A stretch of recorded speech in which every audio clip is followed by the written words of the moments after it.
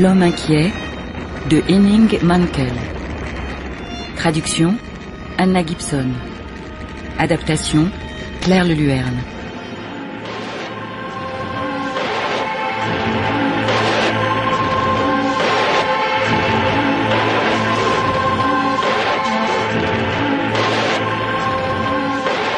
Septième épisode.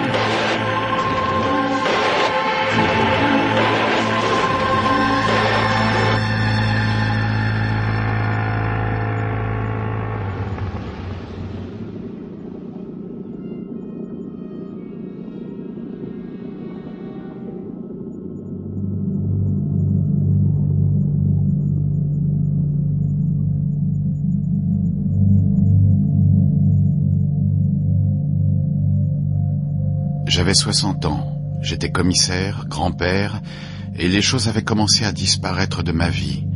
D'abord des souvenirs, puis mon arme, et le beau-père de Linda, ma fille, Hakan von Enke, ancien officier de marine, et quelques jours plus tard, sa femme, Louise. J'avais décidé de mener ma propre enquête parallèlement à la police de Stockholm et au service secret.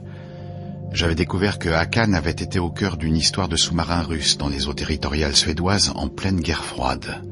Espionnage, contre-espionnage. En tout cas, j'étais sûr désormais qu'il savait des choses qui pouvaient gêner certaines personnes haut placées. Hakan et Louise avaient-ils planifié leur disparition?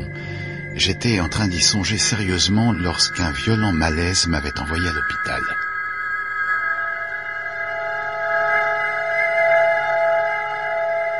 Loin au nord, là où la neige tombe en silence sur les forêts et la mer. Autour des lacs reflétant la lune et des fjords. Il a peur du noir. J'ai pas le droit d'entendre. J'ai pas le droit d'entendre. La lumière les brûlerait et ils disparaîtraient. Vous avez fait un choc insulinique, monsieur Wallander. Le temps où vous pouviez vous contenter d'une surveillance sporadique de votre taux de glycémie est révolu. Qu'est-ce qui s'est passé? Je t'ai retrouvé inconscient chez toi, gisant dans la cuisine. Je me rappelle que j'avais faim, mais j'ai rien mangé. Écoute, papa, ça peut pas continuer comme ça. T'aurais pu mourir. Si je m'étais pas inquiétée que tu répondes pas à ton téléphone et que j'avais pas pris ma voiture, tu serais mort là, tout seul, sur ton carrelage. Non mais c'est vrai, papa, tu fais n'importe quoi.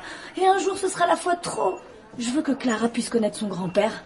Donne-nous encore 15 ans, après tu fais ce que tu veux de ta vie. Linda, je veux bien... Non, je suis venue te donner le bonjour de ta petite fille. Tu te mets bien ça dans le crâne, Kurt. C'est ta responsabilité. Survivre. Vous devez impérativement vous reposer. Je croyais que vous étiez en congé. Nous vous gardons jusqu'à demain, le temps qu'on soit certain que votre taux de sucre revienne à la normale. Ensuite, vous pourrez rentrer chez vous. Excusez-moi, docteur, est-ce que vous auriez un ordinateur portable à me prêter? Monsieur Wallander, je viens de vous dire que S'il vous plaît, c'est important.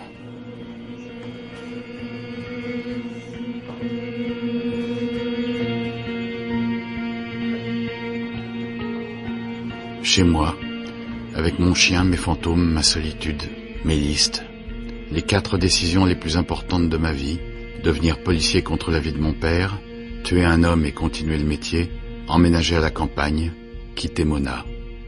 Des chiffres, ma glycémie. Comment peut-on avoir envie de rester mort si longtemps?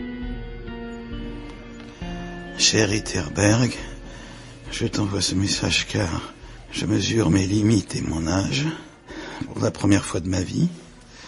Une illusion que je partage avec beaucoup de monde. Je dois passer le temps qui me reste à m'occuper de ma famille. Le temps perdu ne revient pas. Pris la décision de te laisser travailler seul. J'ai toute confiance en toi. Toi, on peut dire que tu sais accueillir les gens. Stan, je suis désolé, je t'avais complètement oublié. Non, t'en fais pas. Ça t'aurait pas empêché de faire un malaise. J'ai attendu un peu à l'aéroport et puis je me suis dit que t'avais dû avoir un problème. Au commissariat, ils m'ont dit que je te trouverais là. Et qu'est-ce qu'ils t'ont dit d'autre? Ils m'ont dit de te souhaiter un bon rétablissement. T'as des amis, Kurt, c'est certain. Et c'est parce que t'es commissaire que t'as des passe-droits d'ordinateur portable? À l'accueil, on m'a dit que je devais pas te fatiguer. Je m'attendais pas à te trouver en plein boulot. Non, ça, je fais juste des mails, ce genre de choses. Me dis pas que tu vas me sortir un cylindre d'écoute dessous ton oreiller. En Scanie, il faut jamais jurer de rien. Et c'est moi qui dois pas le fatiguer. Allô? Ah, Heidelberg, bonjour, c'est incroyable. J'étais justement en train de t'écrire un mail. Là, je peux te parler un peu? Oui, vas-y. Écoute, c'est fini, on a retrouvé Louise. Où ça? T'en es sûr? Oui, malheureusement, oui. Mon Dieu. J'arrive. Mais qu'est-ce qui se passe? Tu vas pas faire un autre malaise? Louise est morte.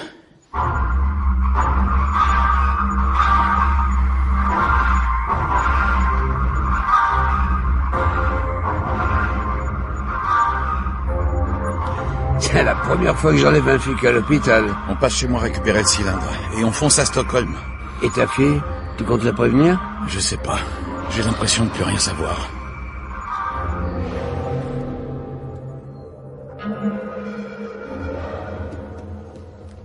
J'arrive pas à croire que j'en ai un sous les yeux, mais c'est clair qu'il s'agit bien de ça. Tu m'expliques avant que je fasse mon sac?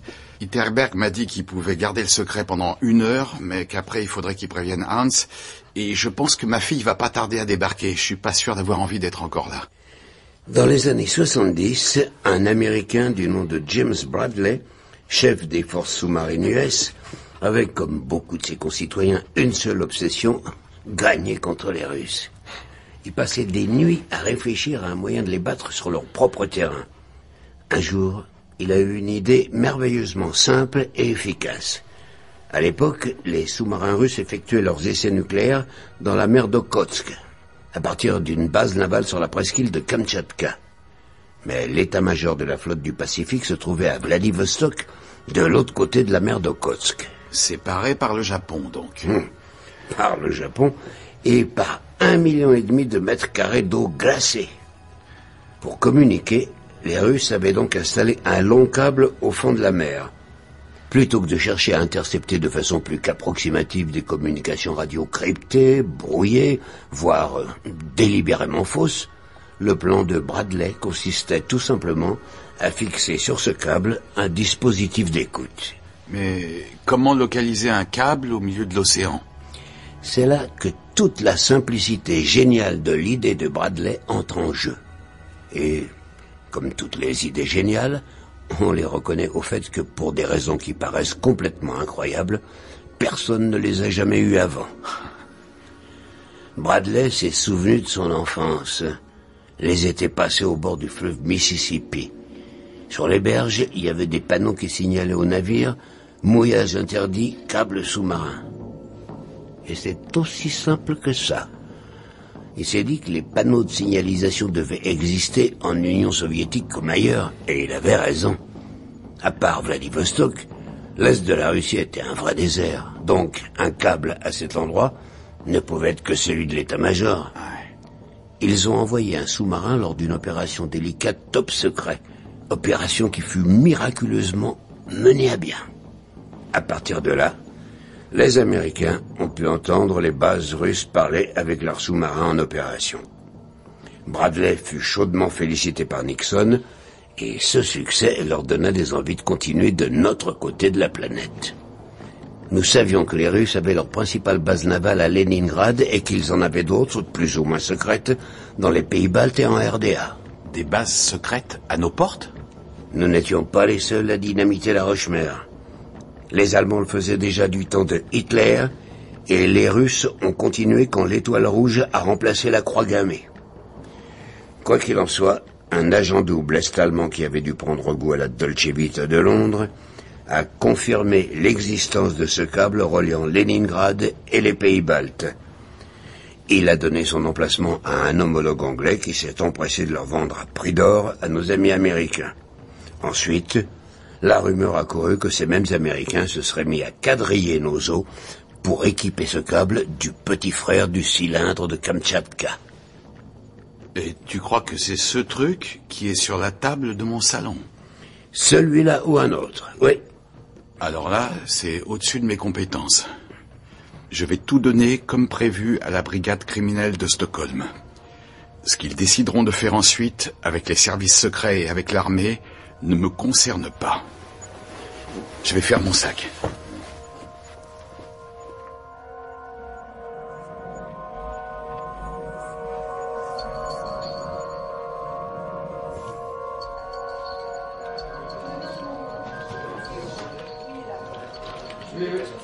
Ah, Wallander, bienvenue dans ma maison de vacances.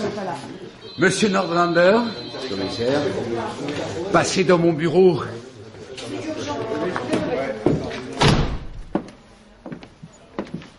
Les commissariats me mettent mal à l'aise. Et moi donc? On a retrouvé Louise Van Enke au bord d'un sentier, dans une coupe claire de forêt à 3 kilomètres de la route la plus proche.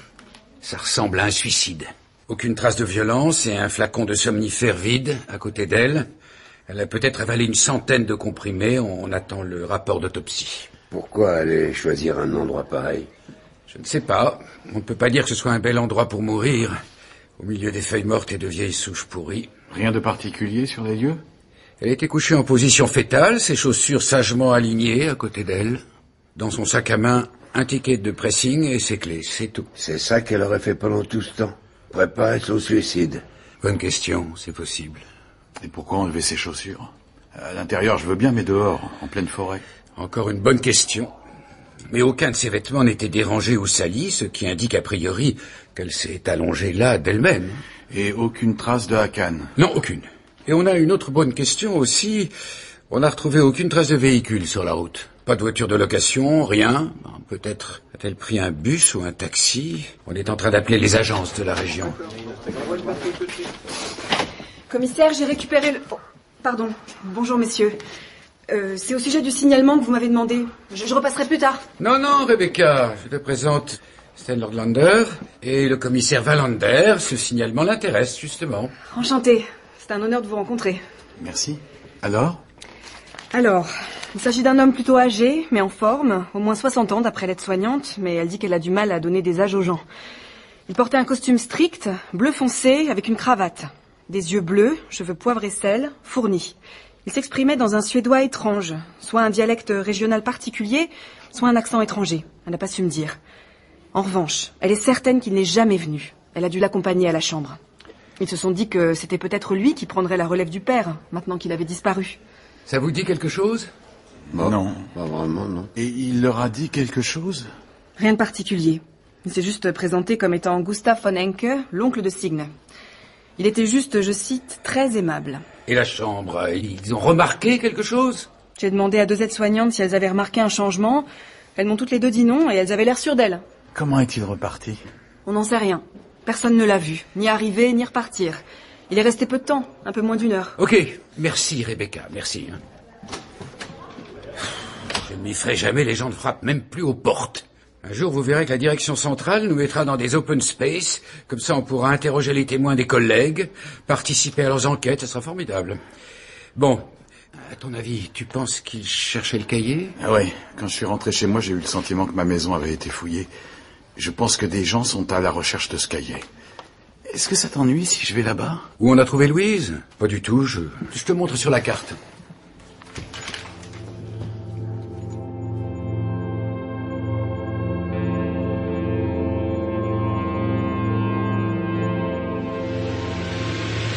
Je crois que tu dois prendre la prochaine à droite. Ah, c'est vraiment paumé.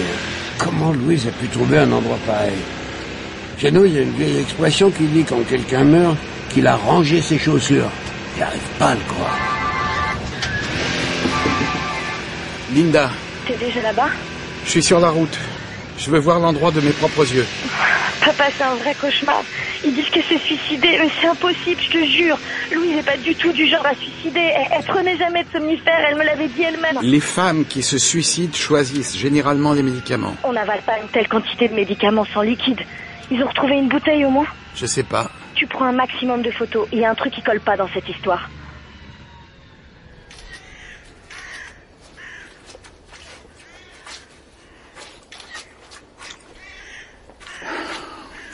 Ah, c'est sinistre ici, hein. Louise aimait la nature. Elle qui adorait les roses, qui rêvait d'avoir un beau jardin. Ouais, cet endroit est aussi éloigné que possible d'un beau jardin. Était-ce pour ça qu'elle l'avait choisi? Parce que la mort n'est pas belle, elle n'est qu'abandon. Si je devais choisir un endroit pour mourir, à quoi est-ce que je voudrais qu'il ressemble? Et tu sais, je repense à ce cylindre. Et si c'était ça, que le sous-marin fantôme cherchait en 82? Les Russes étaient peut-être au courant qu'ils avaient été mis sur écoute. Mais qui les aurait mis au courant? La fameuse taupe que cherchait Hakan. Je me rappelle qu'à l'époque, des rumeurs couraient selon lesquelles le chef d'état-major soupçonnait l'existence d'un espion au sein même de la défense suédoise. Les premiers avertissements étaient arrivés par l'intermédiaire d'un transfuge soviétique. Transfuge qui s'était mis à table à Londres en évoquant un agent suédois que les Russes estimaient grandement. Un super agent capable de se procurer les informations les plus sensibles. La taupe que Hakan avait peut-être fini par découvrir.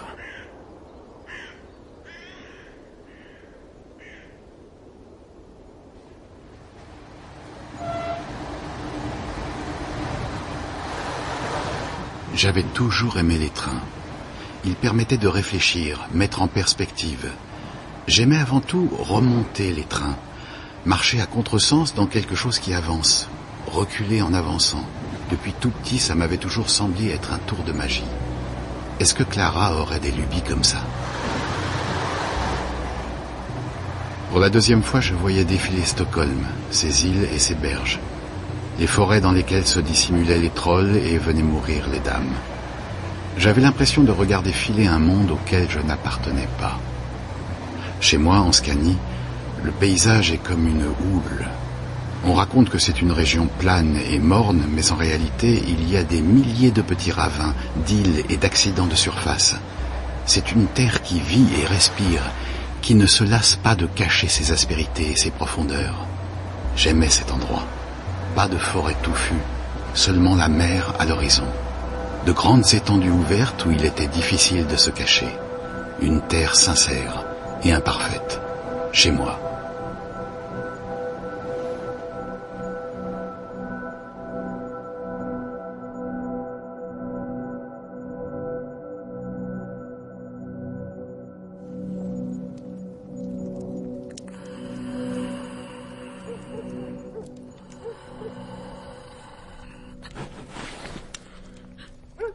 Yossi?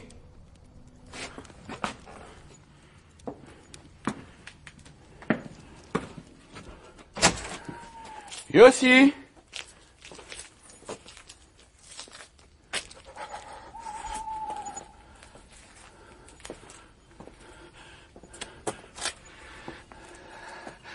Oh, Yossi. Viens là, mon gros. C'est toi qui m'as réveillé? Qu'est-ce qui t'arrive? T'as entendu une bestiole? Tu me dis pas que les chiens font des cauchemars aussi? Hein? Qu'est-ce qui t'arrive? T'es blessé? Y a quelqu'un?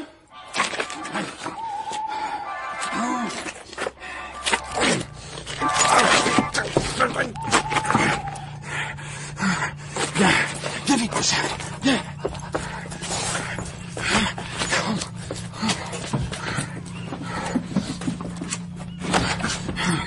Voilà. Bon chien. T'as entendu toi aussi, hein? Tu dors dedans cette nuit. Je vais chercher quelque chose pour nous protéger.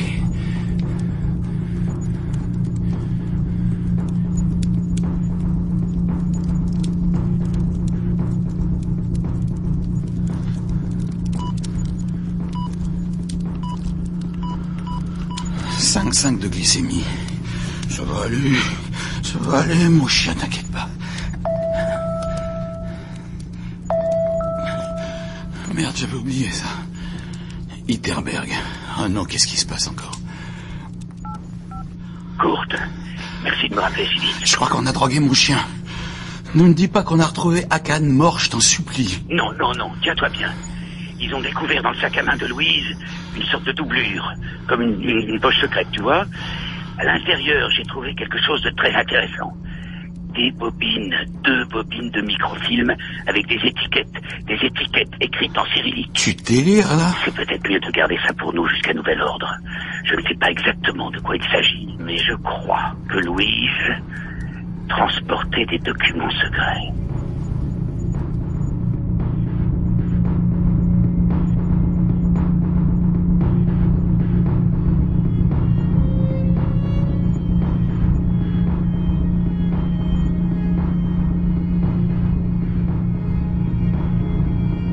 C'était L'homme inquiet de Henning Mankell.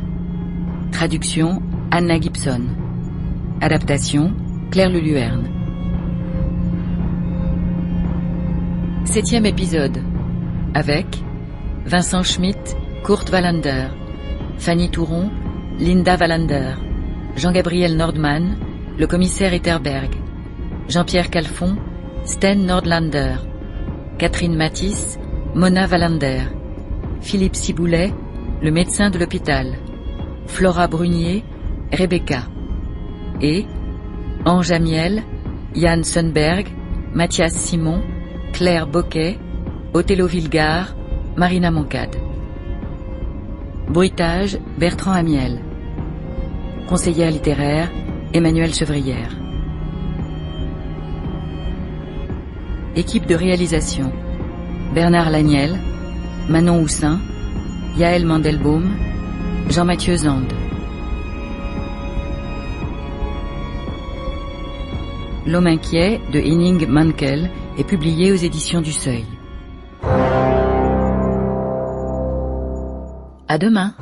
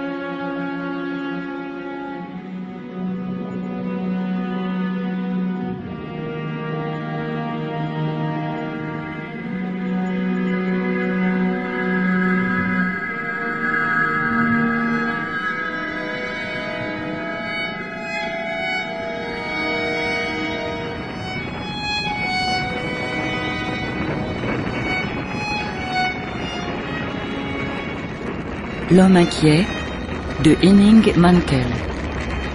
Traduction Anna Gibson.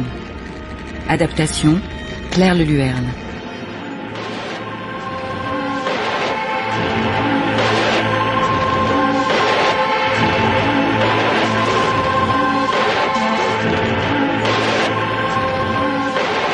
Huitième épisode.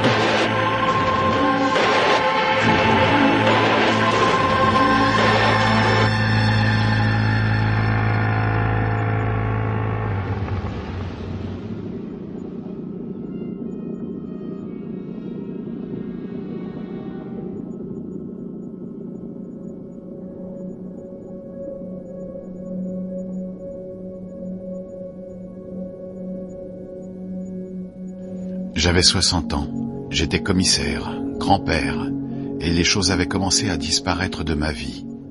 D'abord des souvenirs, puis mon arme. Le beau-père de Linda, ma fille, Hakan von Enke, ancien officier de marine, et quelques jours plus tard sa femme, Louise. J'avais décidé de mener ma propre enquête parallèlement à la police de Stockholm et au service secret. J'avais découvert que Hakan avait été au cœur d'une histoire de sous-marins russes dans les eaux territoriales suédoises en pleine guerre froide. Espionnage, contre-espionnage, en tout cas j'étais sûr désormais qu'il savait des choses qui pouvaient gêner certaines personnes haut placées. Et je commençais à me demander si cette affaire ne dépassait pas le cadre de mes compétences quand la police de Stockholm m'annonça qu'ils avaient découvert le cadavre de Louise dans une forêt. Ça ressemblait à un suicide, mais il y avait des choses bizarres, à commencer par la présence dans son sac à main d'une poche secrète avec des microfilms en écriture cyrillique.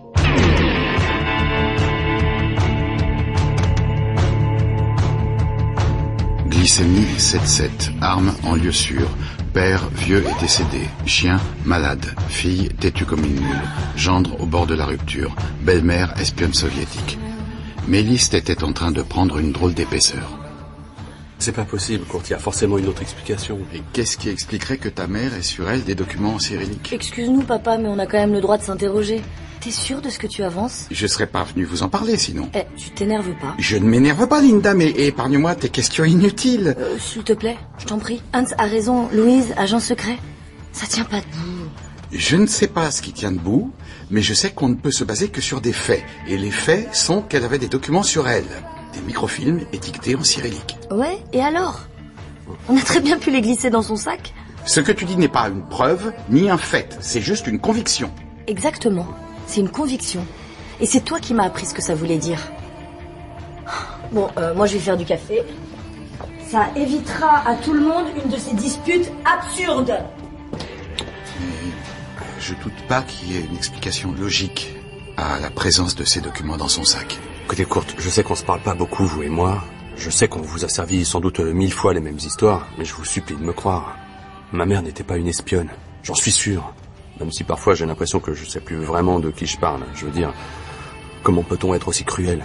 Cacher à son propre fils qu'il a une sœur alors que je me plaignais sans cesse d'être enfant unique. Comment peut-on répondre à des regrets d'enfant avec une dureté aussi glaciale? Je suis de ton côté. Itterberg voulait que je garde le silence, mais entre toi et les services de renseignement, mon choix était vite fait. J'aimerais que tu réfléchisses attentivement. Je sais que c'est pas facile, mais essaye de te concentrer, de remonter le plus loin possible. Est-ce que la présence de microfilms t'évoque quelque chose? Un souvenir, des paroles ou des personnes qui seraient venues voir ta mère? La vérité, c'est que j'ai seulement mal au ventre, là. J'arrive pas, j'arrive plus à penser.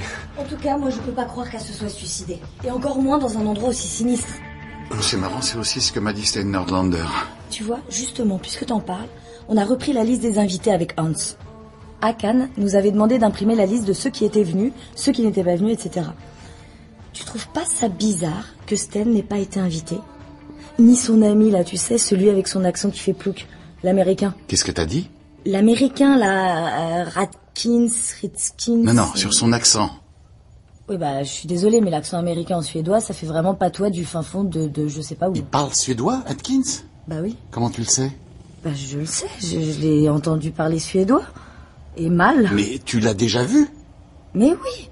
Tu te rappelles, Anne, c'était quand? Il y a 1 an, 2 ans? En plus, on l'a croisé avec mon père à Copenhague.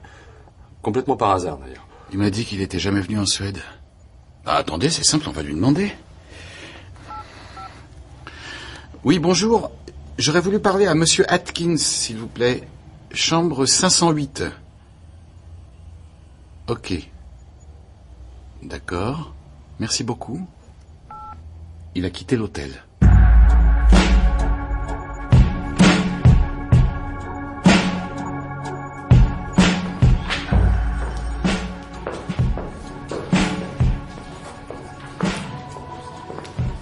Bonjour Sophia.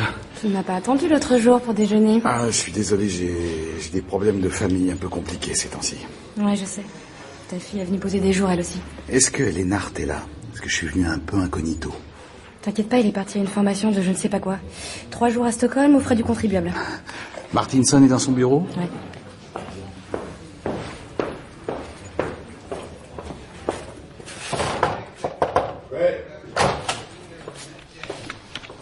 Salut, Kurt. Je voulais être le premier à te le dire. Je suis désolé. Désolé, de quoi tu parles? Je suis venu récupérer mon arme. Lennart ne t'a pas appelé? Ils ont rendu leurs conclusions sur ton enquête interne. Tu es suspendu 1 mois sans solde. Les enfoirés. La question est donc réglée. Parfait, je peux récupérer mon arme? Je suis pas sûr que Lennart trouverait que c'est une bonne idée. Mais comme Lennart est parti à Stockholm... Et toi, tu es sûr que c'est une bonne idée? La belle-mère de Linda est devenue une espionne russe. Des gens sont venus fouiller chez moi. Mon chien est malade, je pense qu'il a été drogué. Et je veux être bien sûr que si des gens viennent encore, on pourra causer la même langue, tu comprends? Je comprends. Kurt, un fax vient d'arriver pour toi. Ah, c'est Stockholm. Je leur ai demandé qu'ils me faxent le rapport d'autopsie de Louise von Enke. C'est bien ça. Bon courage, les garçons.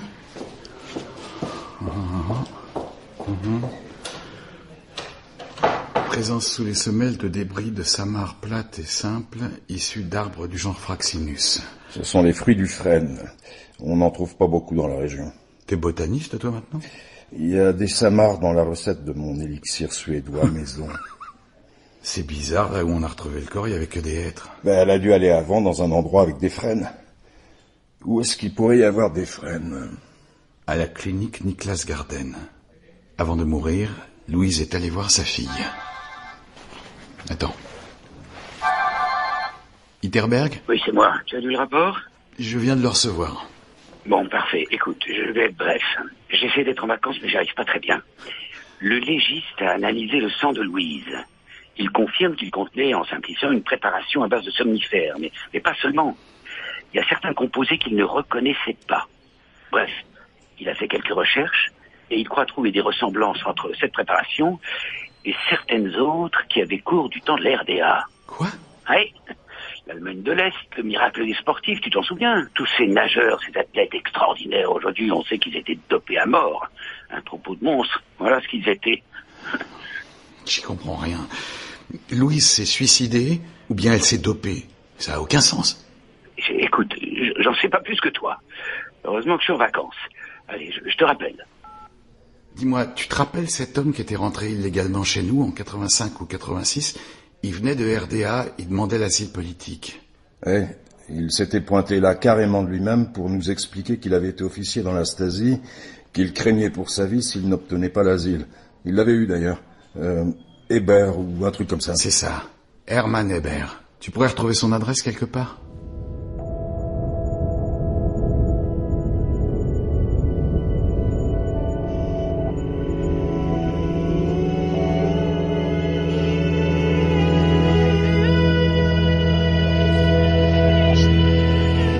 La maison était une ruine de briques au fond d'une combe.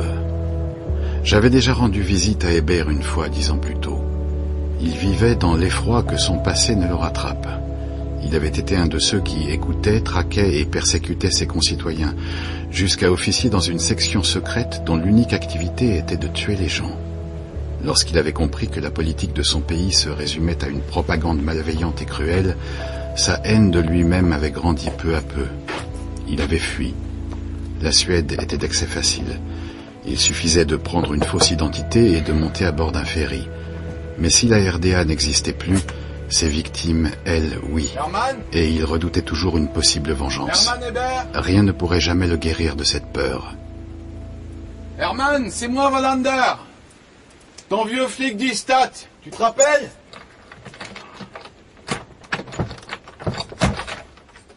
C'est toi. Je me rappelle.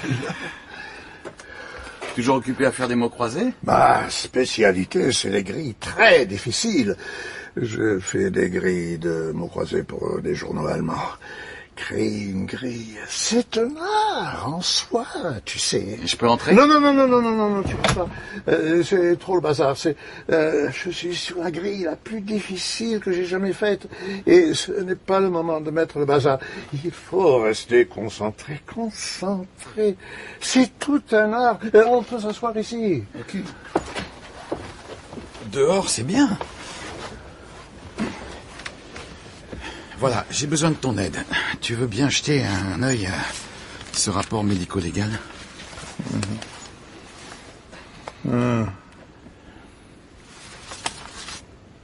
Oui,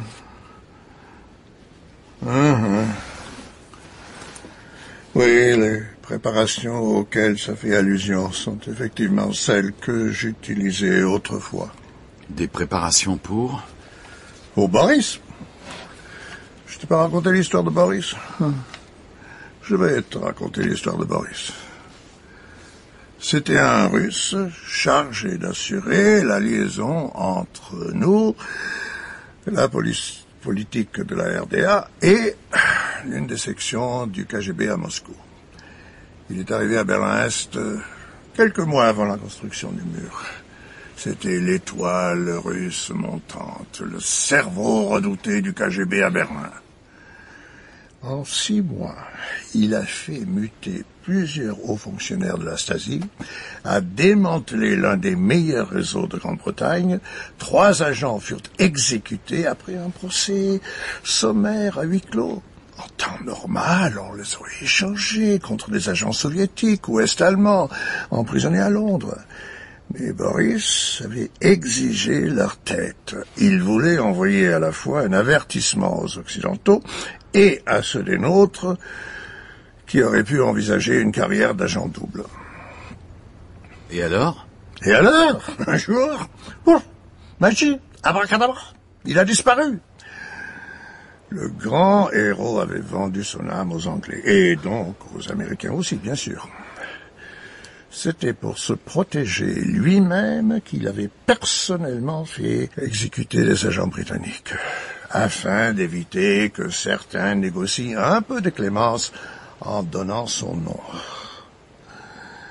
Avoue que pour faire ces boulots, il faut tout de même une bonne dose de cynisme.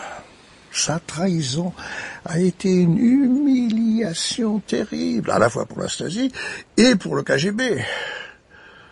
Beaucoup de têtes ont roulé un peu partout. Et tout à coup est arrivé un ordre assorti de la plus haute priorité. Boris devait mourir. Pas seulement. Il fallait sauver les apparences, continuer coûte que coûte la propagande. Il fallait donner l'impression qu'il avait été pris de remords.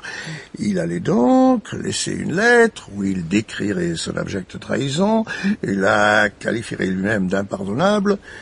Et pour conclure, chanterait la gloire de l'Union soviétique et de la RDA. Ensuite, il se coucherait pour mourir, avec une bonne dose de mépris de lui-même. Et surtout, de nos somnifères spéciaux.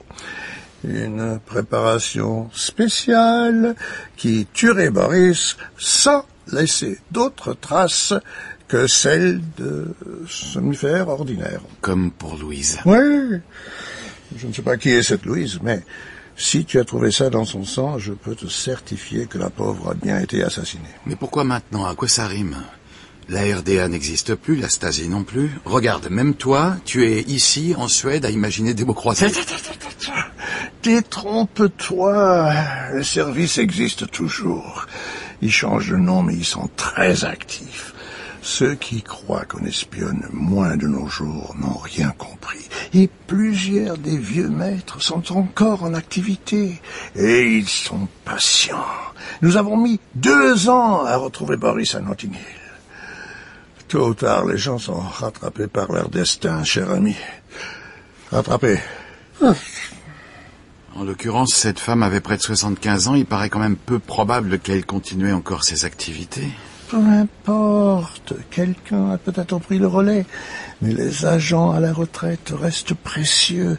Personne n'a envie de les voir démasqués, même quand ils ne sont plus en activité. On tue pour moins que ça. Herman ?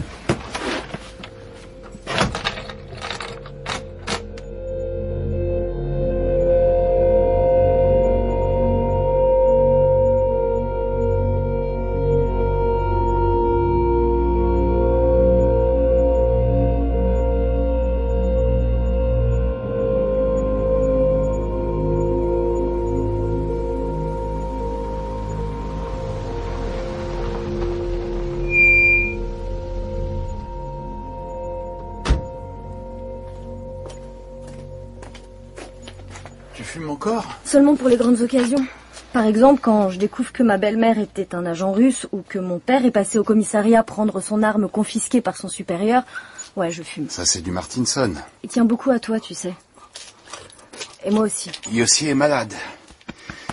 Je crois que... Des gens sont venus ici et je crois que cette histoire pourrait vraiment devenir dangereuse. Allez, vous rentrez tous les deux? Moi, j'ai pas le droit à la Traviata ou à Rigoletto. J'ai retrouvé un vieux carton de vinyle l'autre jour dans le grenier. Ta mère avait horreur des Sputnik. Je les avais pas écoutés depuis 30 ans peut-être. J'ai interrogé Hans. Je l'ai presque menacé. Il était tellement furieux qu'il est parti de la maison en emmenant Clara. Linda, pense en flic, agis en flic. Tu sais bien que c'est pas de cette façon qu'on arrive à quoi que ce soit. Je sais. Je lui demanderai pardon quand il rentrera. Mona n'a jamais fait ça. Quoi? Partir de la maison ou demander pardon? Oh, ça, elle partait souvent. La porte qui claque, c'était son argument suprême. Mais elle ne s'excusait jamais en rentrant. Tu sais qu'elle dit exactement la même chose sur toi? Je croyais qu'on était d'accord pour dire que ta mère raconte beaucoup de salades. Arrête! Toi aussi t'en racontes. Les Fonenke aussi apparemment. Tout le monde raconte des salades. C'est bon? On peut passer à autre chose? On peut avancer? Je crois que j'ai trouvé le lien entre Louise et l'Allemagne de l'Est. Après ton message, j'ai fait des recherches sur ces mélanges dont parlait ton copain Hébert. Ce n'est pas mon copain. Bon, j'ai repensé à ce que tu m'as dit sur ce mélange qui ressemblait aux substances dopantes des équipes de l'Allemagne de l'Est. Mais il s'est avéré que dans le cas de Louise, c'était du poison, pas du dopage. Peu importe, ça m'a permis de comprendre le lien entre tout ça. Le pont. C'est-à-dire? Quand Hans a compris que je l'emmenais sur ce terrain-là, il n'a pas beaucoup aimé. Ça remonte à très longtemps avant la naissance de Hans et même celle de Signe. Louise servait d'interprète à une équipe de plongeuses suédoises. Elle-même était une grande plongeuse. Elle s'est rendue plusieurs fois en Allemagne de l'Est au début des années 60. Et devine quel scientifique a mis au point les somnifères très spéciaux de la Stasi? L'entraîneur officiel des équipes olympiques est-allemandes. Tu vois, moi aussi j'agis en flic. Elle aurait profité de ses allers-retours pour masquer sa véritable activité? Qu'elle ait accepté ce job d'interprète en connaissance de cause ou qu'elle ait simplement été enrôlée là-bas, j'en sais rien. Ce qui est sûr, c'est que ces visites n'ont pas duré longtemps. Les Suédois n'ont jamais été interdits de séjour à Berlin? C'était pas ça le problème. Hakan se préparait à occuper un poste stratégique dans l'état-major. Il était absolument impensable que son épouse ait des contacts avec l'Est. Il lui a demandé d'arrêter. Mais peut-être que quelques allers-retours avaient été suffisants pour développer des contacts. Oui, je pense que c'était amplement suffisant. Ces gens-là ont, le sens de l'efficacité. Hans a de vagues souvenirs de sa mère revenant de Berlin-Ouest avec des jouets en bois. Mais elle, qu'est-ce qu'elle apportait à Berlin-Est? Certainement pas des jouets en bois. Est-ce que tu voudrais venir avec moi? Rencontrer Signe?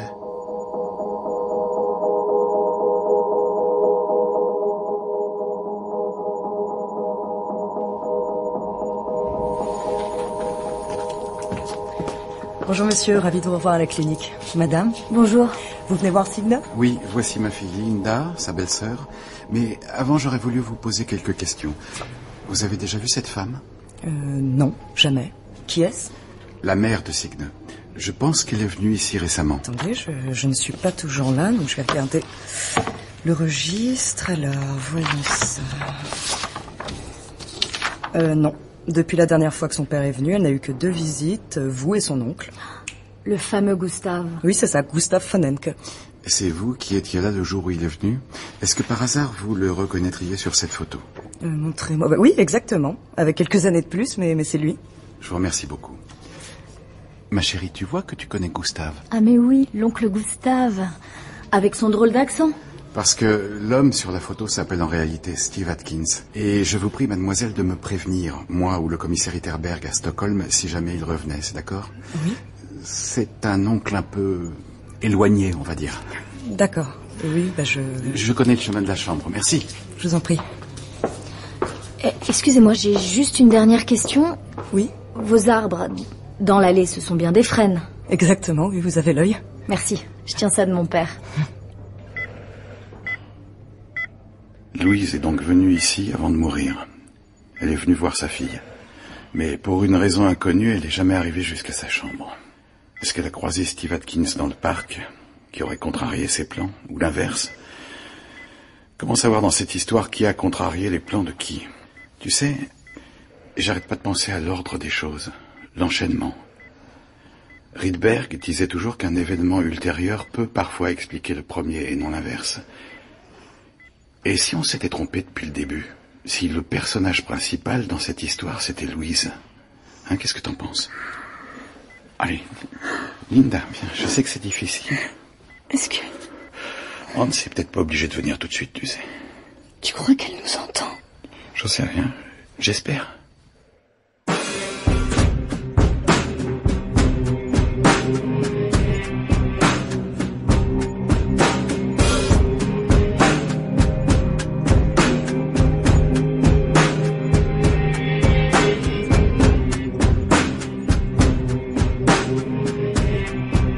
C'était L'homme inquiet de Henning Mankell.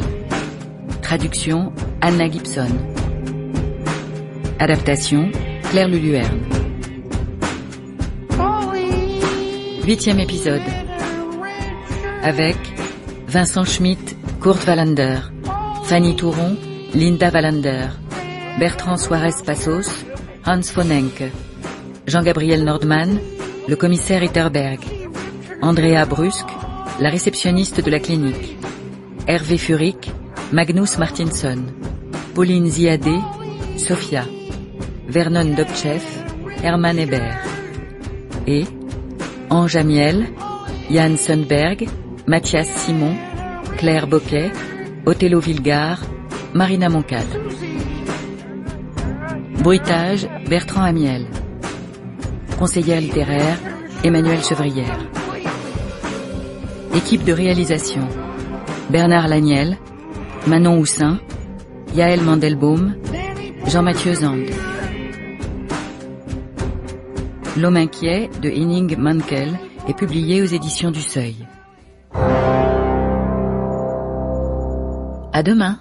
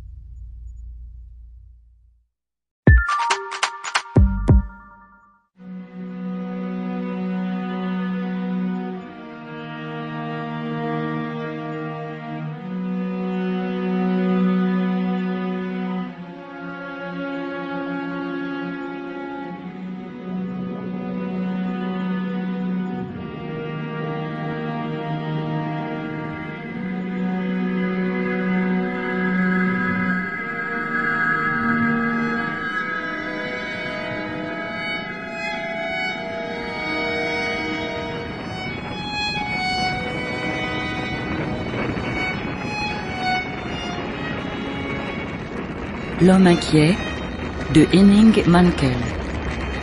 Traduction Anna Gibson. Adaptation Claire Luluerne.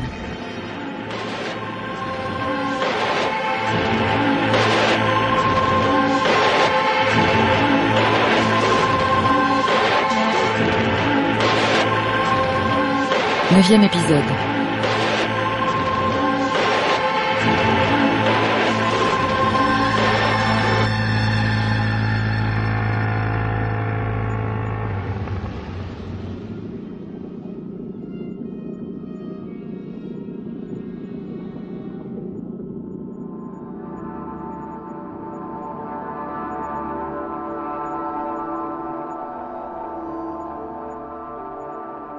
J'avais 60 ans, j'étais commissaire, grand-père, et les choses avaient commencé à disparaître de ma vie.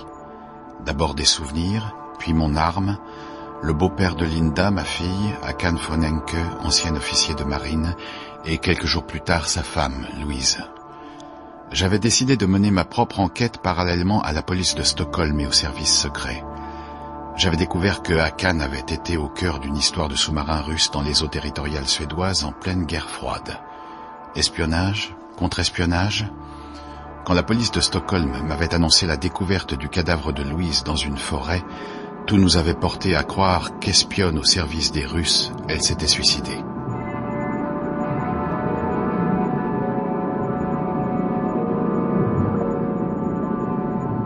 Là-bas, au nord, il existe un pays de neige et de froid, de contrées mystérieuses et de secrets oubliés. C'est la contrée des trolls, de ceux qui glissent au creux des pierres des paroles enfouies. Combien de temps entre sommeil et éveil? Dans cette brume, où sont-ils?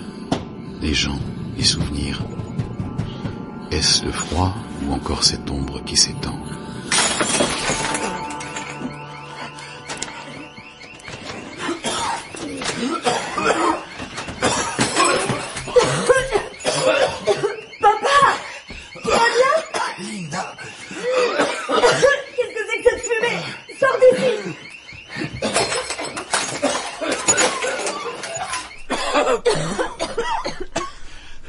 J'ai frappé pendant au moins 10 minutes. J'entendais l'alarme depuis ma voiture. Qu'est-ce que tu foutais? C'est la plaque chauffante, il y a un dessous de plan plastique qui a fondu dessus, on dirait. T'as oublié un truc sur le feu toute la nuit? Pas toute la nuit, je me suis levé à 5 heures pour faire une tisane. Tu te souviens de ce qu'on disait l'autre jour? Que quand Clara serait un peu plus grande, elle pourrait venir passer du temps chez toi? Parlons calmement, s'il te plaît. Ça t'est jamais arrivé d'oublier d'éteindre une plaque? Qu'est-ce que tu fabriques dans ta cuisine, en feu, avec ton arme à la main? Tu réalises? C'est pas qu'un oubli, tout ça est en train de te monter à la tête. Regarde-toi, tu manges à peine, tu dors plus. T'en as beaucoup des oublis comme ça? J'ai toujours été comme ça. Je suis distrait, tu le sais bien. Mais ça va pas, mais qu'est-ce que t'as dans ton sac, une enclume? J'y crois pas, je dois supporter tes mensonges en plus? Je ne mens pas. Tu parles. J'ai vu les Nartes. Ils t'ont obligé à consulter un neurologue. Pourquoi tu m'as rien dit? Vraiment, ça peut pas continuer. Tu peux plus rester seule. D'ailleurs, ça tombe bien, je viens m'installer chez toi de toute façon. Quoi? Avec Clara. Hors de question. T'es pas en position de négocier. Tu préfères qu'on aille chez maman? Je suis partie de la maison. Mais pourquoi? Écoute, je sais que c'est pas facile, mais tu dois garder la tête. Hier, à Copenhague. C'est une blague? C'était lui, je te dis. C'était sa démarche, c'était son manteau, c'était lui, papa. J'étais passée au bureau de Hans pour m'excuser et j'ai vu Hakan qui remontait la rue piétonne depuis le canal. Tu lui as parlé? Non. Le temps que je réalise et que je traverse la rue, il avait disparu. Il y avait plein de gens, des taxis, des terrasses, je l'ai perdu. Il m'a pas vu, mais je suis sûre et certaine que c'était lui. Tu en as parlé à Hans? Non. Je suis rentrée, j'ai pris la petite et je suis partie. Je crois que Hakan était venu pour le voir, papa. Que Hans l'aide et qu'il nous ment depuis le début. Je sais plus à qui me fier. Peut-être qu'il ne te ment pas. Hans ne l'a peut-être pas encore vu. En tout cas, ça change tout. Hans ou pas Hans, Hakan a forcément de l'aide, de l'argent et une planque. Et ça signifie que soit il se cache des tueurs, soit c'est lui qui s'est occupé de Louise. Il faut prévenir Itterberg.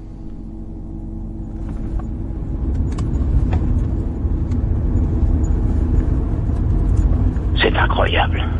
Il n'y a pas le moindre doute. Non, Itterberg, c'était bien lui. Tu m'appelles encore en conduisant, là? Non, je suis arrêté. Tu sais que j'allais t'appeler.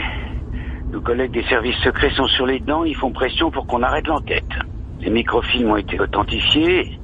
Il s'agit bien d'informations militaires top secret. Mais alors, pourquoi les avoir laissés dans son sac? Il faut reconsidérer toute l'histoire. On peut se demander si Hakan et Louise ne travaillaient pas ensemble. Ce ne serait pas la première fois qu'on verrait un couple d'espions. On peut aussi les avoir mis après. Que dit le gendre? Je rejoins ma fille et on va lui demander. Elle tient de toi, ta fille? J'en ai peur.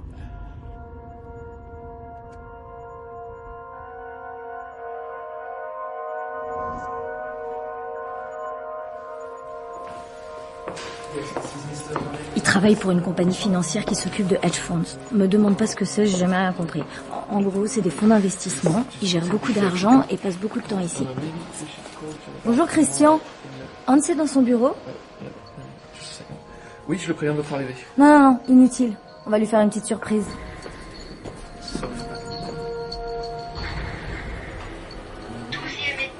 C'est toi qui parles, hein? Compte sur moi.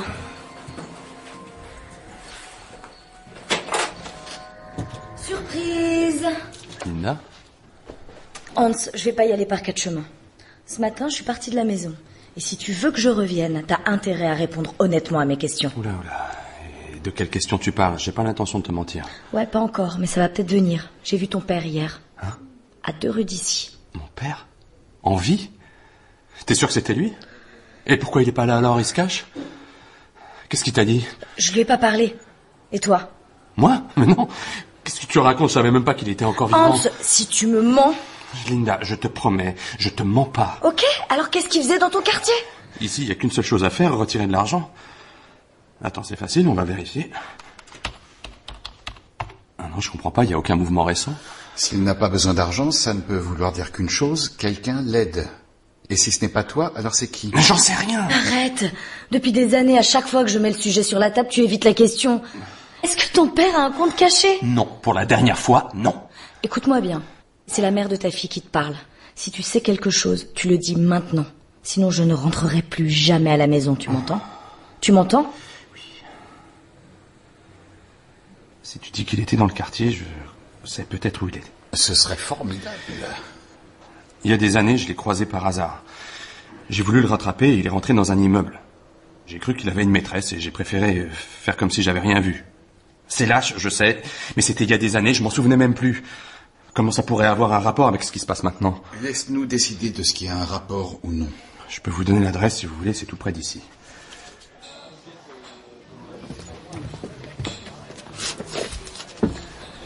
On a la meilleure vue possible sur l'immeuble. S'il se pointe, je suis obligée de le voir. Monsieur, qu'est-ce qu'on vous sert? 2 cafés, s'il vous plaît. 2 cafés, c'est parti. Ton mec, tu penses qu'il est sincère? Je l'aime. Et c'est le père de mon enfant, papa. Alors oui, je pense qu'il est sincère. Tu sais à quoi je pense? On a eu un coup de fil l'autre jour. Une femme assez âgée nous a appelés, très gentille, pour savoir si on avait eu des nouvelles. Elle m'a dit qu'elle s'appelait Fanny et qu'elle était à la fête d'anniversaire de Hakan. J'ai parcouru la liste des invités et la seule Fanny que j'ai trouvée faisait partie du personnel.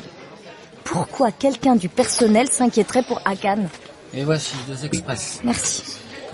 Tu veux dire que ce serait elle, sa maîtresse? J'en sais rien. Mais j'ai eu un peu l'impression que cette femme essayait de sonder ce que nous savions sur la disparition. Mais attends, regarde. Regarde. C'est Atkins.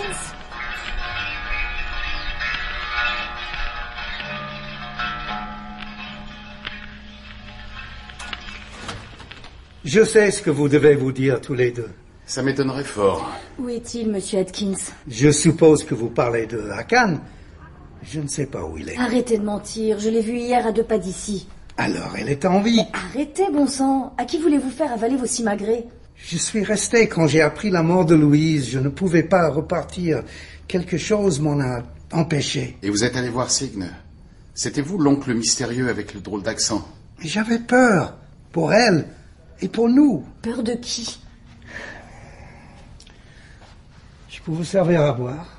Non, merci. Vous devez d'abord être sûr d'une chose. Hakan n'est pour rien dans la mort de Louise. Il aimait sa femme plus que tout au monde. Pour comprendre, il faut commencer par le commencement. Remonter au tout début, dans les années 60. Louise enseignait l'allemand et s'occupait des espoirs de l'équipe des plongeuses suédoises. C'est comme ça qu'elle a commencé à se rendre régulièrement en RDA. Hakan était déjà officier dans le commandement suprême opérationnel de la marine suédoise. À ce titre, plusieurs soirs par semaine, il rapportait chez lui des documents, dont certains étaient classés secret défense. Il rangeait tout dans une armoire sous clé. Quand remarque-t-on que quelque chose n'est pas tout à fait normal? À quel moment les signes imperceptibles deviennent-ils perceptibles? En tant que policier, vous devez souvent être confronté à ces situations où l'on perçoit des signaux diffus. Toujours est-il qu'il a fini par sentir que quelque chose clochait. L'impression que ces documents avaient été déplacés. La seule personne à savoir où se trouvait la clé était Louise. Louise, encore elle. Il a fini par l'interroger et la nier. Pourquoi s'intéresserait-elle à son armoire et à sa paperasse ennuyeuse? Il a choisi de la croire. Mais de mois en mois, la sensation s'est intensifiée. Alors, un jour, il s'est résolu en avoir le corps net une bonne fois pour toutes. Il a fabriqué un faux document qu'il a marqué lui-même secret défense, avec un lieu et une heure précise d'un exercice imaginaire. Il l'a caché dans son armoire et il a attendu. Le jour J, sous un prétexte quelconque, il a balayé la zone où il avait indiqué le faux exercice.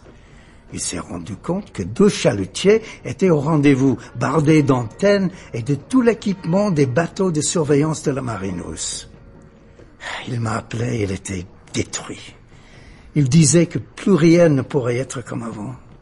Il ne savait pas si elle avait agi seule ou si elle servait de fournisseur à un agent plus haut placé, mais elle avait trahi. C'était une certitude. Et qu'est-ce qu'il a fait? Rien. Il a cessé de rapporter des documents à la maison. Ils ont continué à vivre comme ça?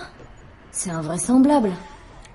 Il partageait un secret sans être certain de ce que l'autre savait ou ignorait. Et puis Hakan a fini par oublier, jusqu'à ce que tout bascule à nouveau. L'épisode des sous-marins dans les années 80. Exactement. Les rumeurs sont reparties bon train, et ça a été épouvantable pour Hakan.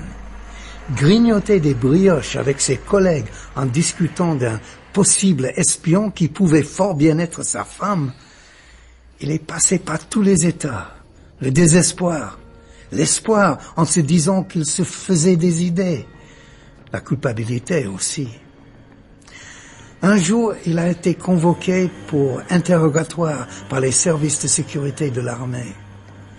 Il a fait partie de ceux qui ont été soupçonnés et il lui fallait ajouter à ce stress-là celui de se dire qu'il n'y avait aucune issue pour lui. Qu'il soit lui-même en cause ou sa femme, cela revenait au même. Un jour, il m'a dit que si Louise vendait effectivement des secrets militaires aux Russes, elle s'était trouvée la couverture idéale avec lui. Et il avait raison. Bref, il ne savait plus où il en était. C'est à partir de cette époque qu'il a commencé à louer cet appartement. Il avait besoin d'un endroit dont sa femme ignorait l'existence, un endroit sûr où on pourrait se retrouver pour prendre des notes, tendre des films, réfléchir. C'est ici qu'a été écrit le cahier que j'ai trouvé dans la chambre de Signe? Ben oui, c'est ici. Mais Hakan le rédigeait seul. Je ne comprends toujours pas le rapport avec ce qui se passe en ce moment. Hakan m'a téléphoné il y a 2 mois environ. Il voulait m'inviter à une fête d'anniversaire qui n'avait d'autre prétexte que d'être une sorte de conclusion à tout ça. Sa vie, sa carrière. De conclusion? Qu'est-ce que vous voulez dire? Il s'apprêtait à dénoncer Louise. Mais peu de temps avant ce fameux jour, il a commencé à se sentir menacé. Il se sentit suivi où qu'il aille. Il recevait des coups de téléphone anonymes. Louise aurait su qu'il allait parler? En tout cas, il s'est caché parce qu'il avait besoin de gagner du temps, de réfléchir. Au moment de la disparition de Louise, il avait déjà pris sa décision. Il allait communiquer les éléments dont il disposait au service de renseignement de l'armée. C'est lui qui vous a demandé d'aller à la clinique récupérer le livre de Signe? Oui. Et là-bas, vous êtes tombé sur Louise et vous vous êtes vengé. Non, je n'aurais jamais pu faire de mal à Louise. Donc, ni vous, ni Hakan n'êtes pour quelque chose dans sa disparition? Ça voudrait dire quoi? Que les anciens employeurs de Louise auraient senti le coup venir et auraient voulu l'empêcher de parler coûte que coûte? Certains secrets ne doivent jamais être dévoilés. Bien sûr. Il ne faut surtout pas que les trolls éclatent. Pas vrai, monsieur Atkins? Mais... C'est un bel aquarium que vous avez là. C'est vous qui l'avez aménagé? Oui, je suis aquariophile depuis tout petit. Ça m'aide à réfléchir. Les petits galets, au fond, sont très jolis. Dites-nous où il se trouve. Je vous jure que je n'en sais absolument rien. C'est toujours lui qui entre en contact avec moi.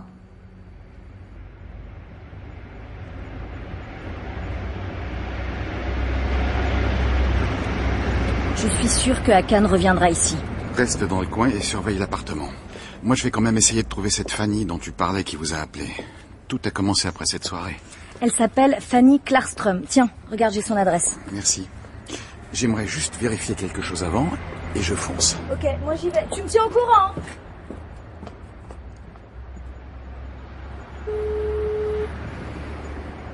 Olof à l'appareil. Bonjour professeur, commissaire Wallander à l'appareil. Je ne sais pas si vous vous souvenez de moi. Vous m'aviez aidé sur une enquête il y a quelque temps de cela. Je me souviens parfaitement de vous. L'homme trouvé mort sur la plage. C'est ça. Vous travaillez toujours au laboratoire de géologie et j'aurais besoin de vous expédier 2 échantillons de roches, des galets, que j'aurais souhaité comparer. Je suis à l'aéroport, j'entre juste d'un congrès au Chili. Je peux étudier vos prélèvements dans l'après-midi. Merveilleux. L'un provient d'une plage près d'Uto, l'autre d'un aquarium. Je vous les envoie tout de suite.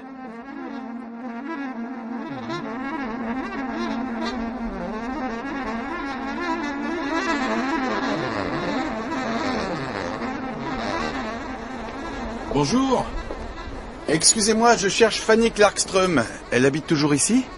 2e appartement à gauche. Merci. Y a pas de quoi, monsieur.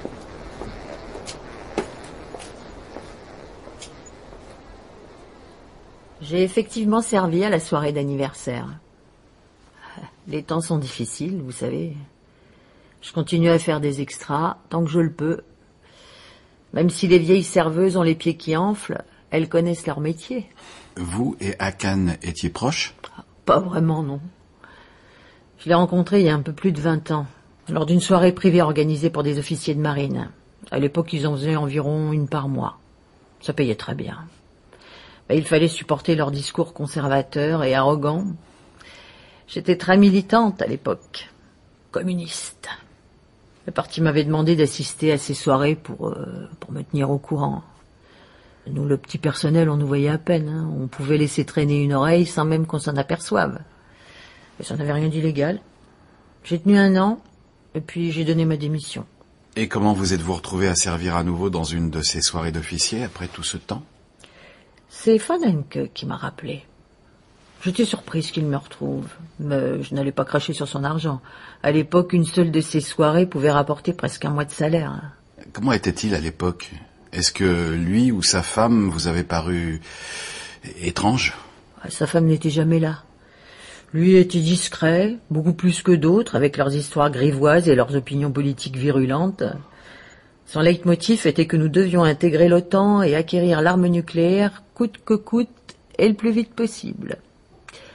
Toutes ces conversations portaient sur le combat entre Dieu et le diable. Et le diable venait de l'Est. Oui.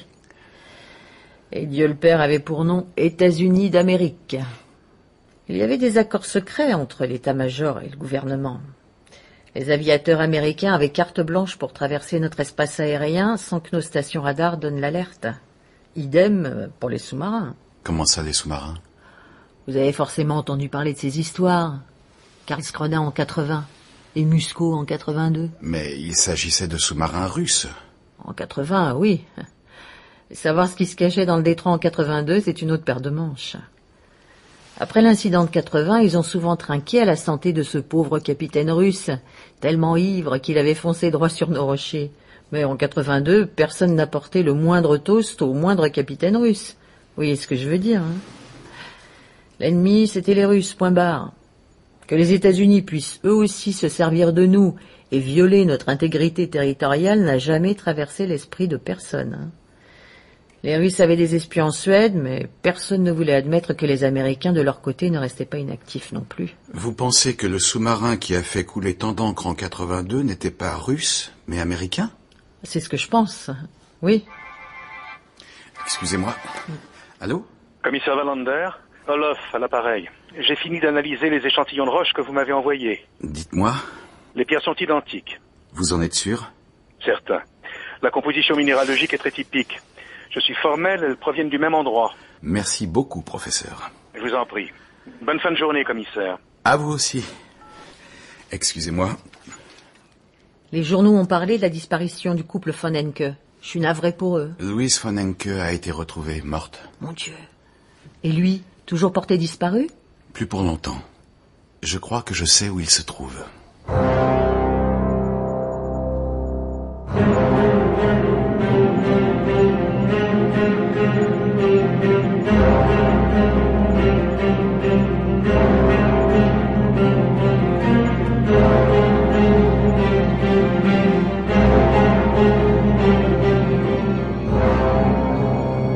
C'était L'homme inquiet de Henning Mankell. Traduction Anna Gibson. Adaptation Claire Luluerne. 9e épisode.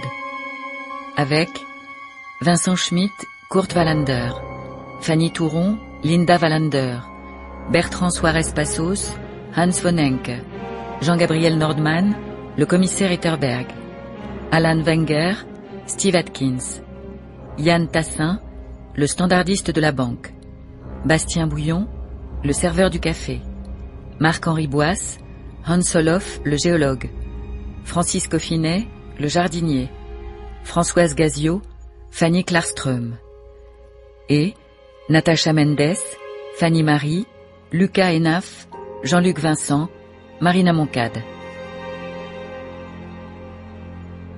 Bruitage, Bertrand Amiel. Conseillère littéraire, Emmanuelle Chevrière. Équipe de réalisation, Bernard Laniel, Manon Houssin, Yaël Mandelbaum, Jean-Mathieu Zande.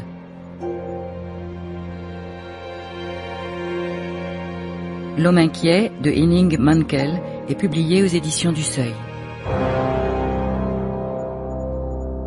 À demain.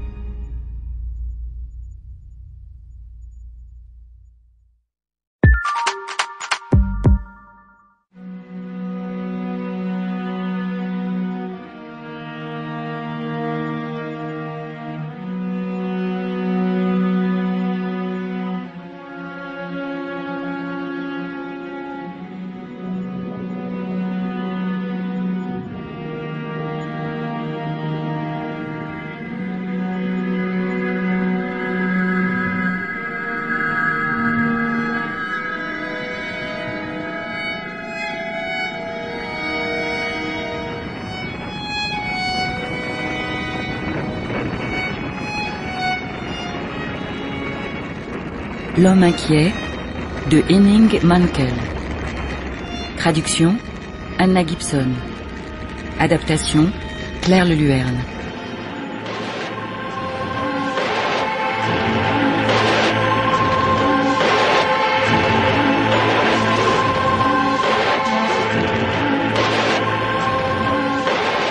Dixième et dernier épisode.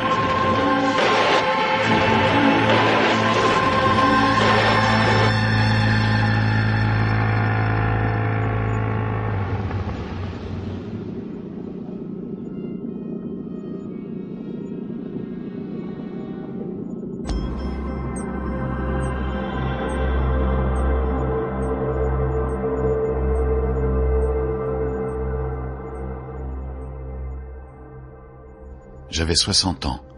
J'étais commissaire, grand-père, et les choses avaient commencé à disparaître de ma vie. D'abord des souvenirs, puis mon arme, le beau-père de Linda, ma fille, Hakan von Enke, ancien officier de marine, et quelques jours plus tard sa femme, Louise. J'avais décidé de mener ma propre enquête parallèlement à la police de Stockholm et au service secret. J'avais découvert que Hakan avait été au cœur d'une histoire de sous-marins russes dans les eaux territoriales suédoises en pleine guerre froide. Espionnage, contre-espionnage. Quand la police de Stockholm m'avait annoncé la découverte du cadavre de Louise dans une forêt et que Linda m'avait dit avoir aperçu son beau-père dans les rues de Copenhague, je commençais à me demander si on ne s'était pas trompé depuis le début. Et si c'était Louise le personnage central de toute cette affaire ? Il ne restait plus qu'à poser la question à Hakan, que j'avais localisé sur l'île où tout avait commencé.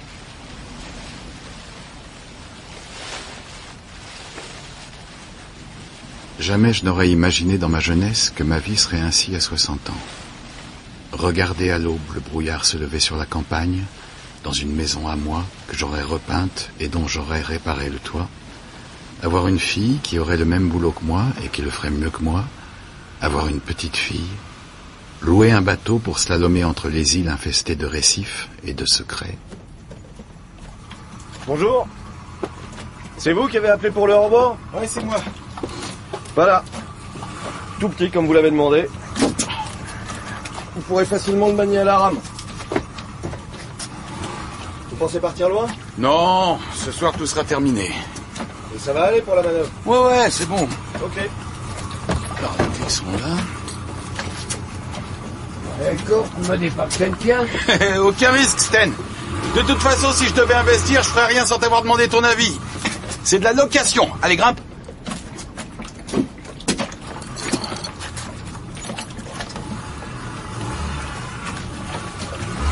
C'est parti. T'as fait vite? Quand il m'a dit c'est passé un truc, j'ai immédiatement compris de quoi il s'agissait. Je voulais pas en parler au téléphone. Il est mort ou vivant? Vivant. Il se cache sur une île, au large de Firuden, là où vit Skillenberg, le gamin de la photo avec le chalutier. Qu'est-ce qu'il y a là-bas? Une petite cabane pour chasser les oiseaux de mer et pour disparaître.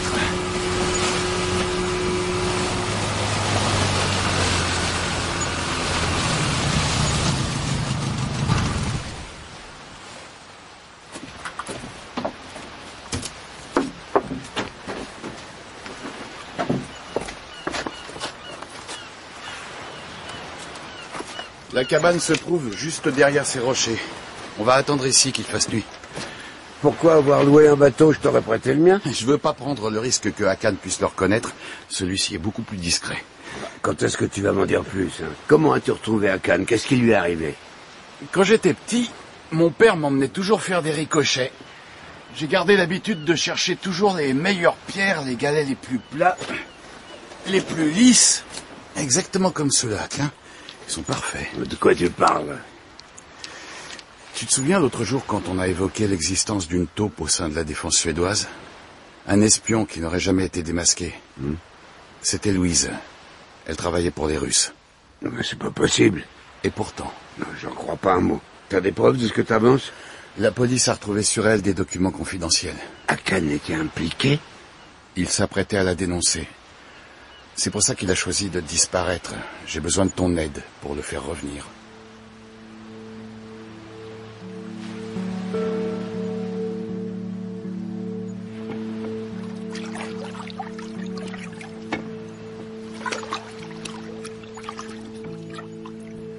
On va ramer jusque là-bas.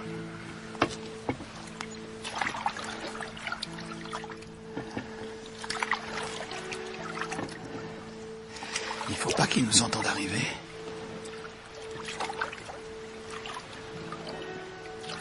Il y a de la lumière dans le cabanon. Il serait là alors? Incroyable. Sous notre nez depuis le début.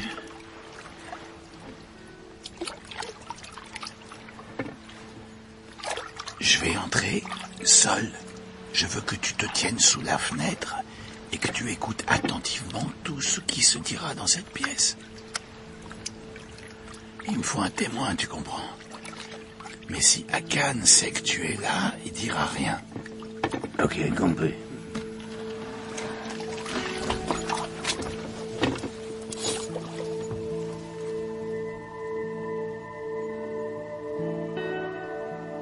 Prends ça. Oh, je fais pas de ça, moi, pas de fusil. C'est le fusil de chasse de mon père, pas un missile. T'es un ancien militaire, oui ou non? On a besoin d'une arme face à Hakan? Dis-toi que c'est un réflexe de vieux flic. Partir avec me met mal à l'aise, mais partir sans me met encore plus mal à l'aise.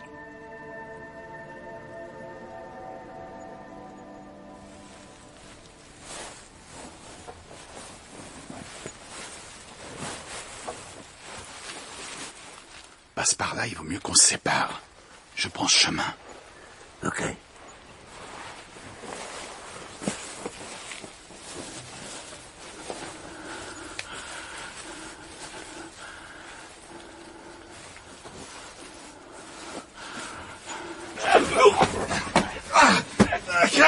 Hakan! Arrêtez, je suis Kurt Wallander.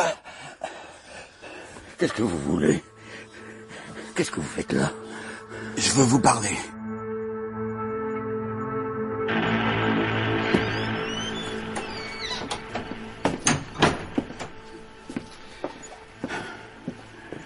J'ai eu une alarme. Je viens de passer 10 minutes à essayer de savoir qui avait accosté. Vous voulez que je ferme la fenêtre? Non, non. Il fait chaud.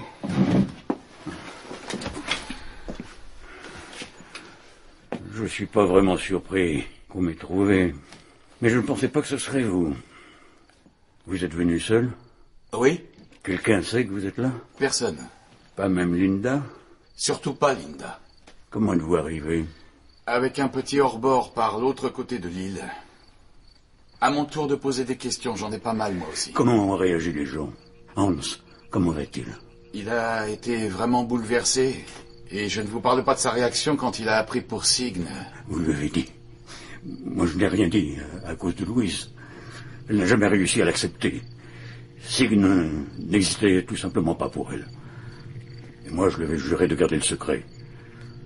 Je ne pouvais pas rompre ma promesse. Est-ce que vous vous rendez compte de l'angoisse extrême à laquelle vous avez exposé votre fils et ma fille? Quand ils sauront que vous avez disparu volontairement, ils vous en voudront terriblement. Je me sentais menacé. Je sais, ça n'a pas échappé à Linda. Pourquoi avoir choisi de lui en parler à elle et pas à votre meilleur ami, par exemple, Sten Nordlander ou Steve Atkins? J'avais honte de leur dévoiler ma misère. Vous mentez. Ce jour-là, vous lui avez fait des confidences en espérant qu'elle me les répéterait, à moi. Le flic plouc de province qui vous aiderait à manipuler tout le monde. Et vous ne vous êtes pas trompé. Ma fille a le même caractère que moi. Et le nez aussi fin. Mais qu'est-ce que vous racontez? Et Louise, vous ne vous inquiétez pas de savoir comment elle va? Ah non, bien sûr que non. Vous savez, n'est-ce pas? Je ne sais même pas comment elle faisait. Est-ce qu'elle photographiait mes documents? Est-ce qu'elle les recopiait? Est-ce qu'elle les mémorisait? Et surtout, comment se procurait-elle les autres infos? Le peu que j'ai eu dans ma petite armoire ne pouvait pas lui suffire. Vous voyez, vous mentez encore. Mais vous étiez au courant de ce qu'il prévoyait de faire.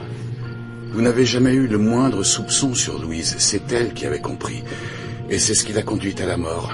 Elle est morte pour éviter que votre trahison à vous ne soit révélée.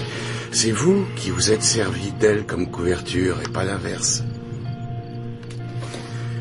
J'ai tout compris quand j'ai vu votre petite collection de souvenirs, des galets, ramassés sur la plage d'un archipel suédois lors de réunions secrètes entre des gens qui n'auraient pas dû se trouver là.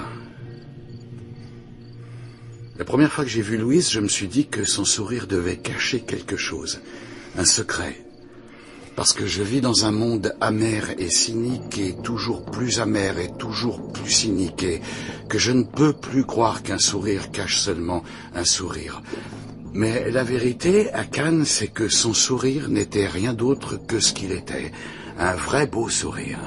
Vous êtes venu jusqu'ici pour me parler du sourire de ma femme?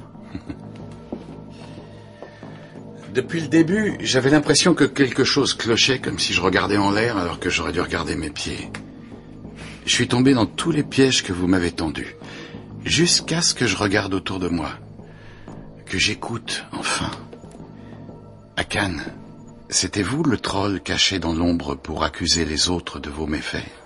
Quoi? C'est moi l'agent russe maintenant? J'ai pas dit ça. Pendant toutes ces années, tout le monde cherchait un espion russe. Alors que vous et moi savons ce qu'il fallait chercher. Un agent américain. Mais qu'est-ce que vous racontez? Personne ne croira jamais à ça. Non, bien sûr. La menace vient toujours de l'Est, n'est-ce pas? C'est ce qu'on nous a répété en boucle toute notre vie et nous en sommes tous persuadés, programmés depuis notre naissance, sans y avoir vraiment réfléchi. Personne ne pourrait imaginer une seule seconde qu'on trahisse la Suède pour les États-Unis. Personne ne serait prêt à admettre une absurdité pareille. Vous avez joué votre rôle à la perfection, en vous faisant mal voir de vos collègues de la marine, à crier au scandale sur la disparition d'un soi-disant sous-marin russe. Vous ne vouliez qu'une chose, attirer l'attention ailleurs.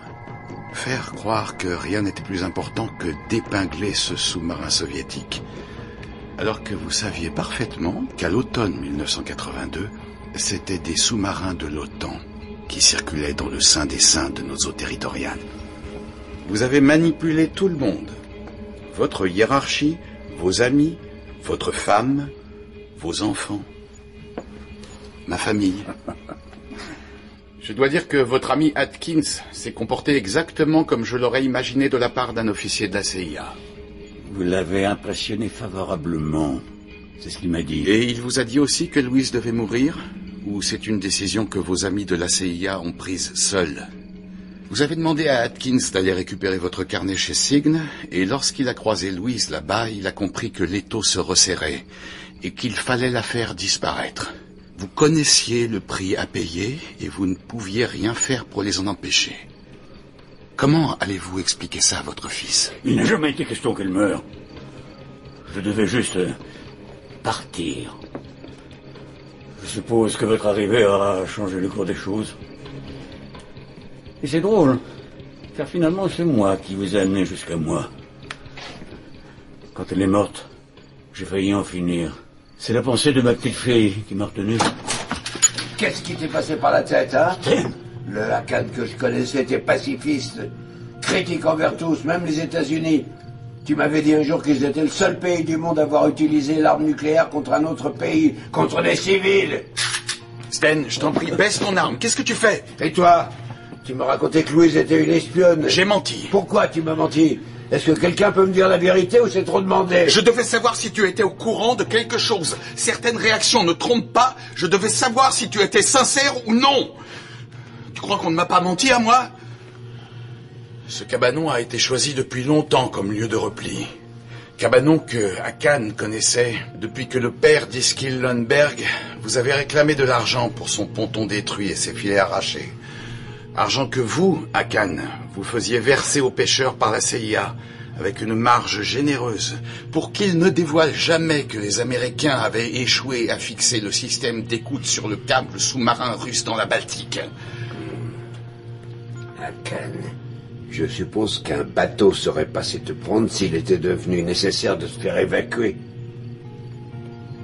Alors c'était là, sur ces plages, sur ces îles où on a navigué tant de fois, que tu rencontrais Atkins pour trahir ton pays. Ensuite, la CIA a loué l'appartement à Copenhague pour ne pas attirer l'attention quand vous avez pris votre retraite de l'armée. Mais j'étais là ce jour-là.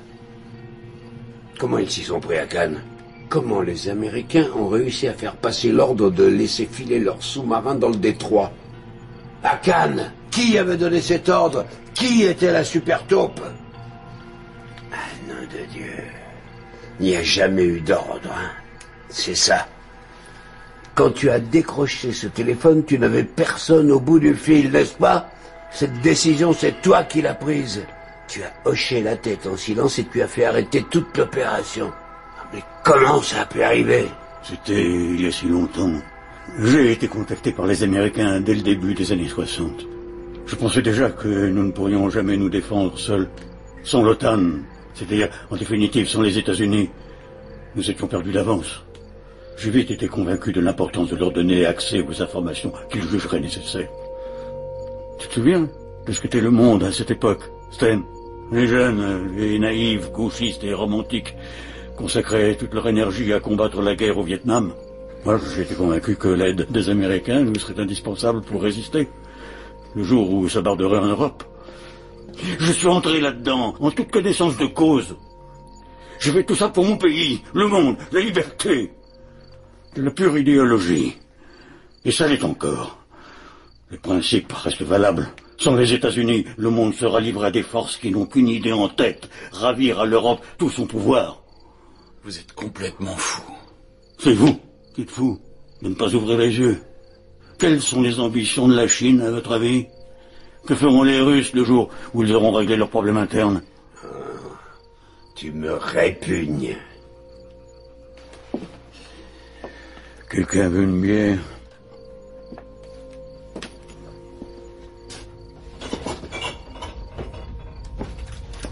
Nom de Dieu! Hakan, baissez votre arme. Sten, que tout le monde baisse son arme. Hakan! Il s'est tiré une balle dans la tête. Il s'est tiré une balle dans la tête. Il est encore en vie, la balle est ressortie par la joue.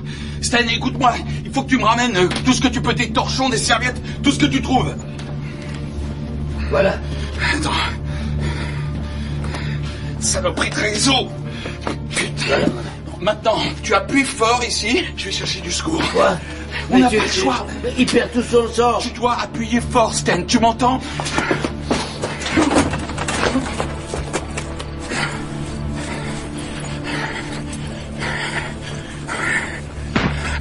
Stan?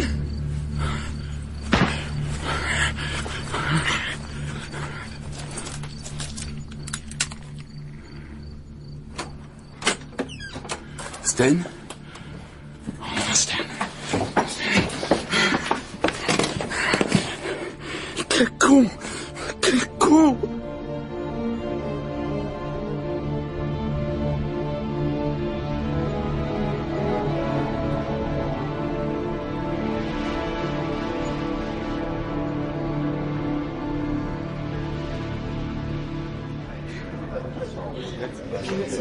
C'est donc avec la plus grande fierté que je vous remets votre arme et votre plaque.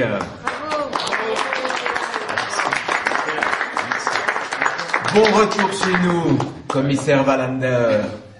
Merci. Merci. Bon retour. Je ne sais pas si les retours existent vraiment. Est-ce que vous croyez qu'on peut revenir ? Tout d'abord, je tiens à vous remercier de votre soutien pendant cette affaire, qui nous a touchés de plein fouet, moi et ma famille. Si Linda n'avait pas dû déménager pour fuir tous ces journalistes, elle m'aurait engueulé et elle vous aurait remercié mieux que moi.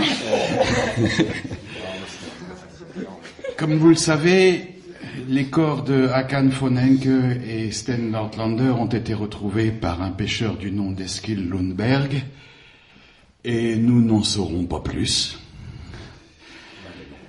Le monde est rempli de gens qui mentent et de gens qui croient. Et croyez-moi, ce sont eux qui souffrent, plus que les autres.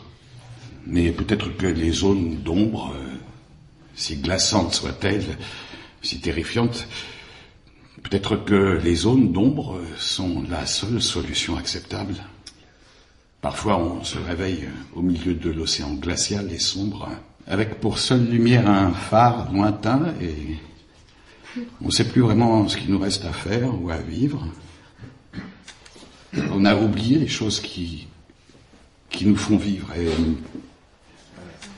Et seuls des gars comme Martinson ont le courage de se tirer de là avant que ça leur arrive. Alors je lève mon verre à la santé des gens comme toi, Martinson. Tu vas nous manquer. Merci. Merci à tous. Merci à tous. Allez, venez vous servir. Bravo. Bon retour. Bonjour. Combien de temps encore avant d'être expédié définitivement dans le vide, ce nouvel univers qui a pour nom Alzheimer. Cette nuit-là, en effaçant mes traces sur l'île, en abandonnant la voiture de Sten en rase campagne, après avoir essuyé le volant, les sièges, le levier de vitesse de la vieille Dodge avec sa ceinture qui n'existait pas, en attendant le train dans le noir, cachant sous ma veste le vieux fusil de mon père, j'avais acquis le sentiment que tout ça n'était pas grave. Certains endroits n'étaient pas faits pour qu'on y revienne, tout comme certains souvenirs n'étaient pas faits pour qu'on les revive. Itterberg fut appelé, et dans la mesure où l'affaire concernait aussi la sûreté et les services de renseignement de l'armée, le couvercle fut apposé aussitôt comme prévu. Louise, Hakan, Sten et Signe retombèrent lentement dans l'oubli. Était-ce Hakan lui-même qui avait eu l'idée de se servir de moi, ou est-ce que ce soir-là, le hasard, la cigarette de ma fille, la fatigue d'un vieil homme, est-ce que tout ça avait décidé à notre place ?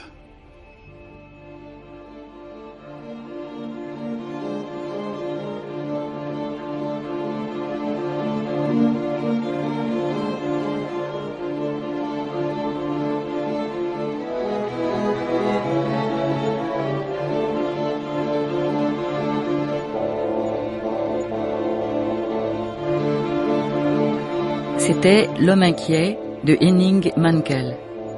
Traduction Anna Gibson. Adaptation Claire Leluerne. 10e et dernier épisode. Avec Vincent Schmitt, Kurt Wallander, Laurent Cléry, le commissaire Lennart Mattsson, Philippe Lodenbach, Hakan von Enke, Jean-Pierre Calfon, Sten Nordlander, Swan de Marsan, le loueur de bateaux, et Ange Amiel, Jan Sundberg, Mathias Simon, Claire Boquet, Othello Vilgar, Marina Moncade. Bruitage, Bertrand Amiel. Conseillère littéraire, Emmanuelle Chevrière. Équipe de réalisation, Bernard Laniel, Manon Houssin, Yaël Mandelbaum, Jean-Mathieu Zand. L'homme inquiet de Henning Mankell est publié aux éditions du Seuil.